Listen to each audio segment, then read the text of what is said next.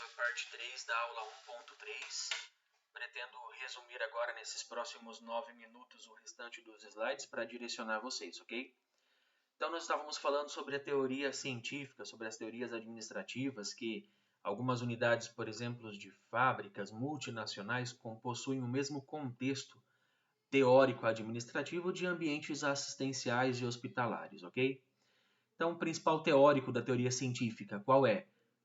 Taylor, né? 1911, ele desenvolve uma teoria dizendo que as pessoas, né, os trabalhadores precisam sempre aumentar a produção pela eficiência do nível operacional, ou seja, eu preciso entregar sempre melhores resultados, vender mais produtos, importar mais e aumentar faturamento.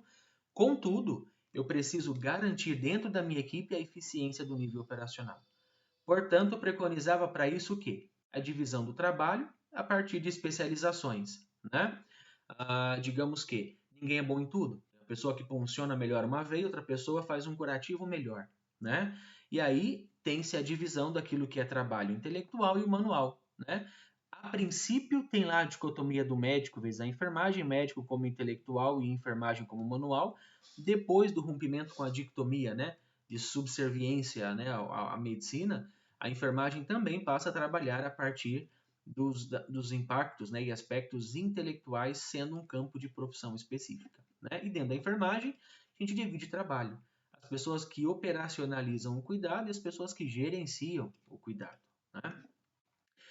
Outra teoria, né, de Mayo, Elton Mayo, teoria das relações humanas, descreve a diferença de uma enfermagem baseada na chefia e na liderança.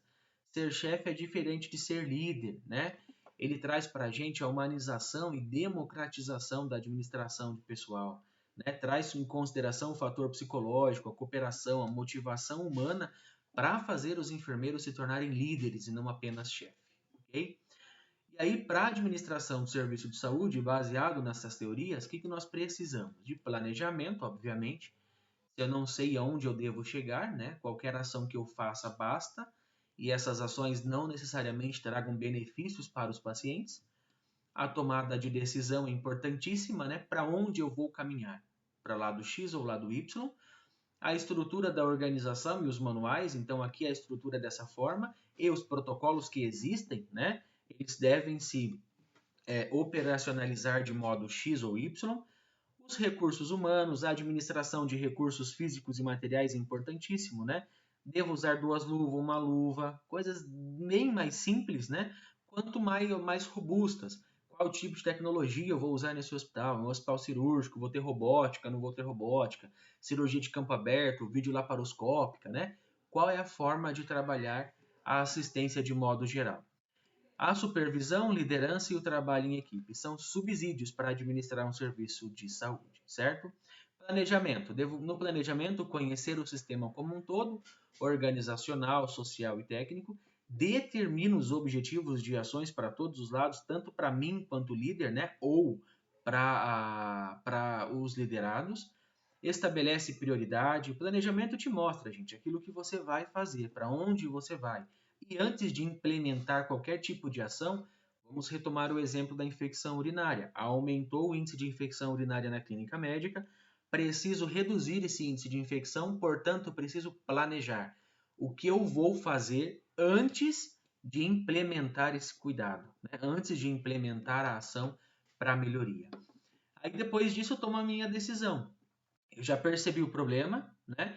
Já sei qual é a causa e sintoma do meu problema, então eu vou coletar os dados específicos, vou analisar esses dados, vou procurar soluções específicas para reduzir a infecção urinária, aí eu vou escolher e decidir para implementar, né, um processo decisório. Toda tomada de decisão tem que ser imparcial e justa, né? Não dá para trabalhar com imparcialidade ou justiça, ou injustiça, né?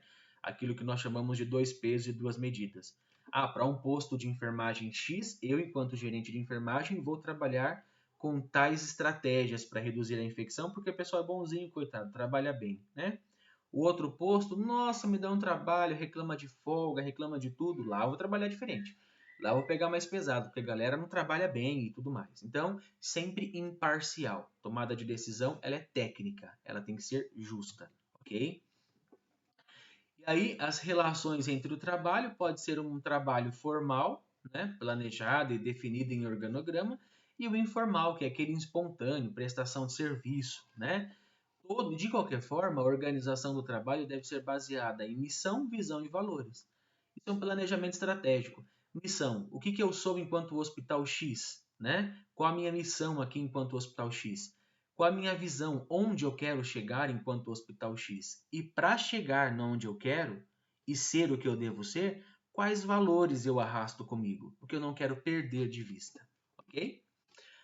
E aí, o trabalho de enfermagem se estrutura a partir de dimensionamentos. Então, como é que se dá? Por que tem posto de enfermagem ou hospital que tem mais funcionários e outros menos, sendo que a quantidade de leitos talvez seja a mesma, né? Suponhamos que na unidade X eu tenho 30 leitos e trabalhem lá um enfermeiro para 30 leitos e 5 técnicos para 30 leitos. Na unidade Y eu tenho também 30 leitos, mas eu tenho 2 enfermeiros e tenho 7 técnicos.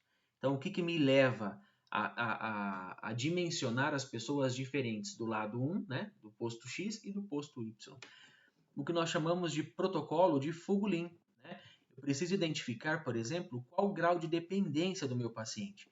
Meu paciente tem assistência mínima, ele faz autocuidado, ele consegue tomar banho sozinho e tudo mais? Ou assistência intermediária, semi-intensiva ou intensiva? De acordo com isso, eu tenho um tempo gasto de hora de enfermagem na beira do leito, né? Nas 24 horas. E aí eu consigo, a partir dessas horas, dimensionar a quantidade suficiente de pessoas para cuidar desse doente, né? Contudo, levando em consideração as minhas normas, os meus padrões de construção de hospitais, né? Construção dos postos de enfermagem, a construção das minhas rotas de entrada e saída e tudo isso, né? Que leva em consideração para previsionar as pessoas. E previsionar também os materiais. Previsionar é o quanto que eu vou precisar de algodão para trabalhar nas 6 horas de plantão.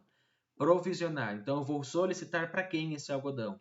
Vou organizar onde eu vou guardar esse algodão e como o pessoal está usando. Usando bastante, jogando fora ou usando de modo racional? Né? Gerenciamento do serviço de saúde. E vocês, enquanto enfermeiros, serão supervisores, né? Que farão a orientação contínua do pessoal com a finalidade de quê? Eu sou supervisor, eu vou botar ordem, quero respeito. Não é esse sentido. O sentido, né, ou a direção da supervisão é desenvolver e capacitar as pessoas para a execução do serviço assistencial, para cuidar do doente de modo hábil, técnico, né, e que exista dentro da rotina assistencial um padrão de cuidado, que eu não cuide de um jeito e o fulano de outro jeito, porque isso causa dissociação, né, da política da empresa. Isso foge da missão, visão e valores, do planejamento estratégico, de onde o hospital ou a empresa quer chegar enquanto prestador de serviço de saúde. Tá? E não deu para trabalhar sobre terminar, né, nessa terceira aula. Vou gravar mais um vídeo de mais 8 minutinhos aí para vocês, que será a quarta etapa, mas é importante falar sobre liderança. Então nós vamos ver os tipos de liderança. Liderança baseada na automotivação, confiança, carisma e o trabalho em equipe, né? E refletir sobre, é fácil ser líder? O líder tem que agradar todo mundo, não precisa agradar todo mundo, né? Devo agradar quem? A instituição que paga meu salário ou o meu funcionário técnico de enfermagem, que é o que executa o trabalho e me entrega os melhores ou piores resultados, né? E aí, se você quer fazer todo mundo feliz, não seja um líder, venda sorvete, né? Até a próxima aula, reflitam sobre esse tema.